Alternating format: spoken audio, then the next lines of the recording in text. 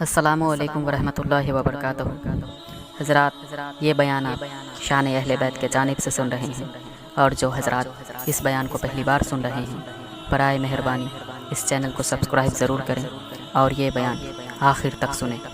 میں آپ کا میزبان محمد مظہر حسن۔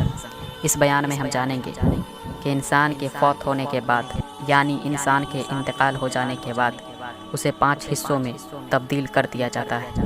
حضرات، ہم سب یہ جانتے ہیں کہ ہمیں ایک نہ ایک دن اس دنیا سے جانا ہے۔ سارے انسان کو اس دنیا سے رخصت ہونا ہے۔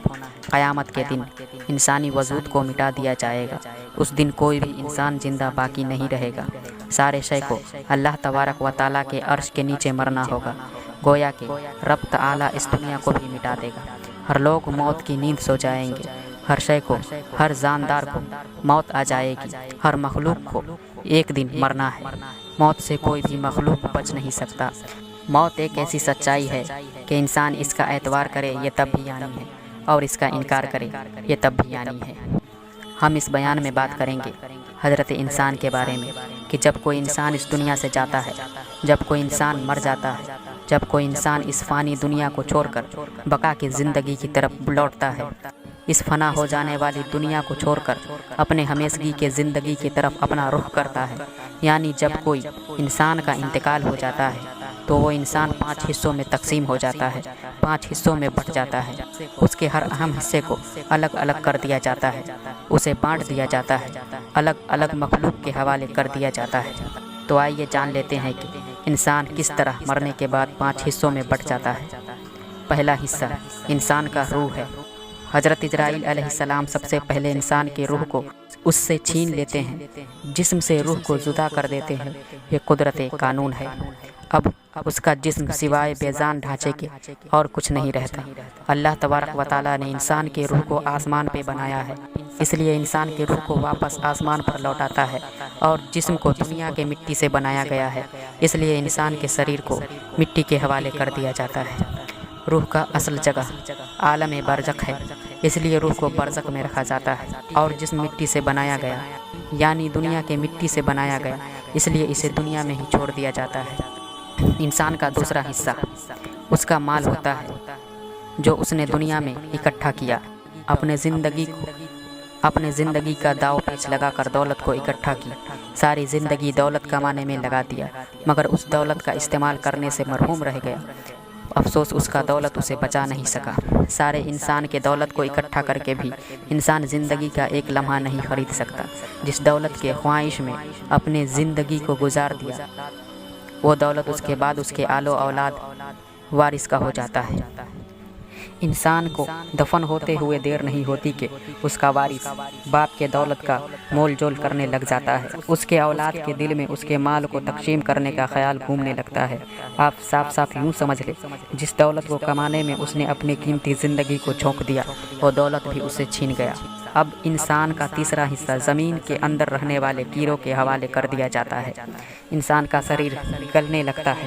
سب سے پہلے انسان کا ناک 3 سے 4 دن کے اندر میں گل جاتا ہے اور ختم ہو جاتا ہے۔ 6 دن کے بعد انسان کے ہاتھ پیر کا ناخن جھڑنے لگتا ہے، اور 7 سے 8 دن کے اندر انسان کے پیٹ کو کیڑا مکوڑا کھانے لگتا ہے، اور اس کا پیٹ گل کر ختم ہو جاتا ہے، اور انسان کا بال جھڑنے لگتا ہے، اور 15 سے 17 دنوں کے اندر زمین کے اندر رہنے والے کیڑے انسان کے شریر سے ایسے لپٹ جاتا ہے جیسے دنیا میں کسی چیز کو دیکھنے کے لیے لوگ چاروں طرف سے گھیرے ہوئے رہتے ہیں۔ وہ کیڑے انسان کے شریر کے اوپر رہنے والے گوشت کو کھا جاتا ہے، ایک ذرہ بھی شریر کے اوپر باقی نہیں چھوڑتا، صرف ہڈیوں کے سوا اور کچھ باقی نہیں رہتا۔ اللہ تبارک و تعالیٰ نے یہ نظام اس لیے بنایا کہ تاکہ انسان اس بات کو سمجھ لے کہ انسان سوائے ایک مٹی کے ڈھیر کے اور کچھ نہیں ہے۔ انسان کو احساس دلایا جاتا ہے کہ دیکھو اس مرنے والے کو، یہ دنیا کا بادشاہ بنا پھرتا تھا، یہ بھی خاک بن گیا۔ یہ دنیا میں دولت مند تھا، یہ بھی خاک بن گیا۔ یہ دنیا کا حاکم تھا، یہ بھی خاک بن گیا۔ یہ دنیا میں طاقتور تھا، یہ بھی خاک بن گیا۔ انسان سوائے مٹی کے ڈھیر کے اور کچھ نہیں ہے۔ اب انسان کا چوتھا حصہ اس کے جسم کی ہڈی ہے۔ انسان کے مرنے کے 3 مہینے بعد اس کے جسم کی ہڈیاں الگ ہونے لگتی ہیں۔ ایک دوسرے سے جو مل کر رہتا ہے وہ الگ ہونے لگتا ہے، اور 1 سال کے اندر اندر اسے زمین نگل جاتا ہے۔ اب انسان کا کوئی حصہ باقی نہیں رہا، اسے مٹی اپنے رنگ میں تبدیل کر لیتا ہے۔ انسان کا 5واں حصہ اس کا اعمال ہوتا ہے، وہ بھی قیامت کے دن تقسیم کر دیا جائے گا۔ اس نے جن لوگوں کا حق مارا، لوگوں پہ ظلم کیا، ناحق کسی کا دل دکھایا، لوگوں کو پریشان کیا، کل قیامت کے دن یہ سب لوگ اس شخص کو گھیرے ہوئے کھڑے ہوں گے، اسے کہیں جانے نہیں دے گا۔ تب اللہ تبارک و تعالیٰ ان مظلوم لوگوں سے پوچھے گا، تم اسے کیوں گھیر رکھے ہو؟ تو وہ مظلوم، غریب اور ظلم کے ستائے ہوئے لوگ اللہ تبارک و تعالیٰ سے انصاف مانگے گا اور اس شخص کے خلاف مقدمہ دائر کرے گا اور کہے گا، اس نے میرے اوپر ناحق ظلم کیا۔ کوئی کہے گا، اس نے میرا حق مار رکھا ہے۔ کوئی کہے گا، اس نے میرا قرض دبا رکھا ہے اور ادا کیے بغیر مر گیا۔ کوئی کہے گا، اس نے مجھے ناحق گالیاں دی، مجھ پہ ظلم کیا، مجھے پریشان کیا، میرے ساتھ زیادتی کیا۔ میں دنیا میں کمزور اور لاچار تھا، میں اس سے مقابلہ کرنے کی حیثیت اور طاقت نہیں رکھتا تھا۔ میں دنیا میں صبر کے ساتھ خاموش رہا اور تجھے حاکم مان کر یہ فیصلہ تیرے اوپر چھوڑ دیا۔ آج مجھے اس کا عدل چاہیے، آج مجھے تیری عدالت سے انصاف چاہیے۔ اگر تیری بارگاہ سے بھی انصاف نہ ملا تو میں کہاں جاؤں گا؟